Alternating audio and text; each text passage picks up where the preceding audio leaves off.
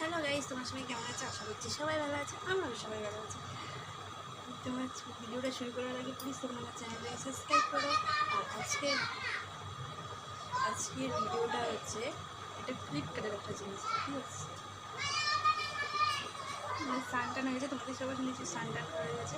Actually আমি একটা Flipkart থেকে এ নিয়ে দুবার রিটার্ন করা হয়ে গেছে, তাও জিনিসটা কোনো কাজ হচ্ছে না। হ্যাঁ, এখন তাই আমি কী করবো, এই জিনিসটাকে রিফান্ড করেছি, রিফান্ড করে পয়সা নেই।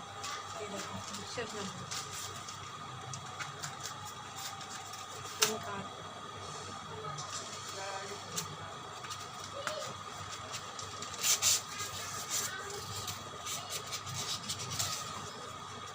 কোনো কাজই হচ্ছে না। তো কী করবো বলো তুমি? আমি রেখে আমি কী করবো? একটা জিনিস যদি নেওয়ার পরে যদি এরকম হয়, যদি বারবার পাল্টাতে লাগে, তাহলে তোমরাও জানিও তোমাদের কারো এরকম হয়েছে নাকি। এইরকম না করলে ওনারা বারবারে এইরকম জিনিসই দেবে, তার জন্য আমার এটা রিফান্ড করতেই হবে। তোমাদেরও কারো যদি এরকম হয়ে থাকে তোমরা প্লিজ কমেন্ট করে জানাবা।